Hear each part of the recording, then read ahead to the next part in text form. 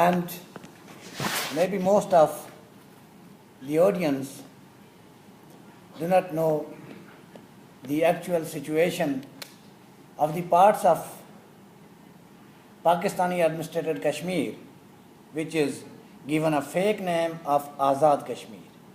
Azad means free, independent, which is not free, independent in any manner, in any fashion, in any word. According to United Nations Commission for India-Pakistan resolution passed on 13th of August 1948, subsequently agreed truce agreement, Pakistan agreed with international community that there shall be no recognition of so-called Azad Kashmir. The area where we come from is given the title of Azad Kashmir, but Islamabad did not recognize that territory since 1947. Islamabad colonized 28,000 square mile area of Gilgit-Baltistan and approximately 5,000 square mile of so-called Azad Kashmir. On every 2 kilometers, there are military camps in POK and occupied Gilgit-Baltistan. And anyone who dared to speak for basic necessities of life, like clean drinking water, like medical care, like doctor, like female nurses, because it is mountainous region and the most sufferer are the children and women.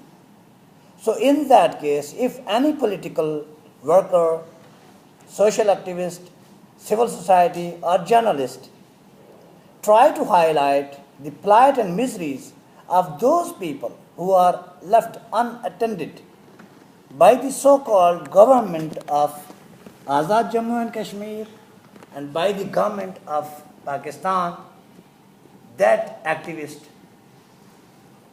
is targeted, that activist is intimidated, that activist is harassed by all manners, either by the local police, by the local collaborators in different forms, and the local political parties who have their share in the government of Pakistani occupied Kashmir are providing shelter to cover up their activities in both regions we call Pakistani occupied Kashmir and occupied Gilgit and Baltistan.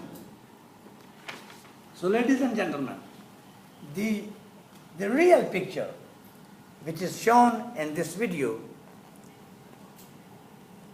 is the result. That's why Mr. Arif Shahid was just killed.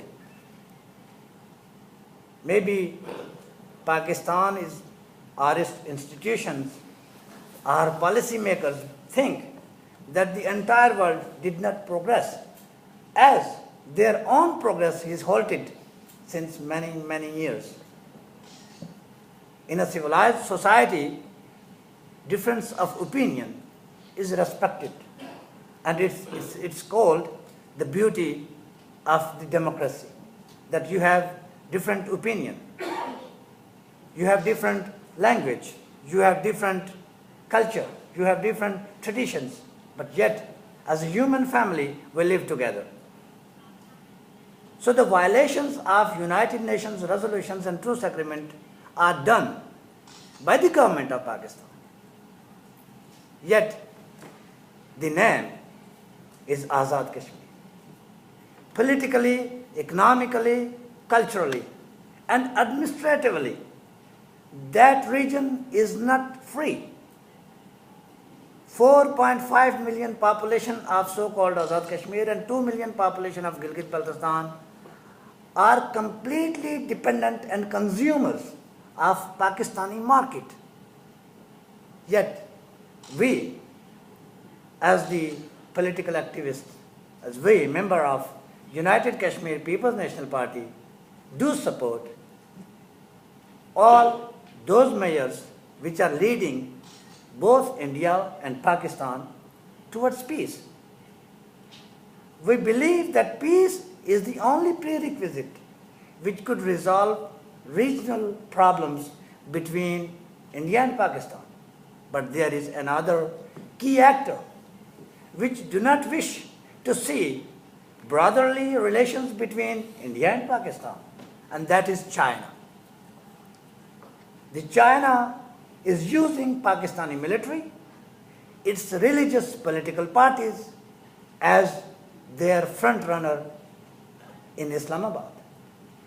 I would share with you that after Musharraf dictatorship, in 2008, when civilian government was installed in Islamabad, the Chinese Communist Party signed a memorandum of understanding with known fundamentalist, extremist and terrorist organization of Pakistan, that is Jamaat-e-Islami.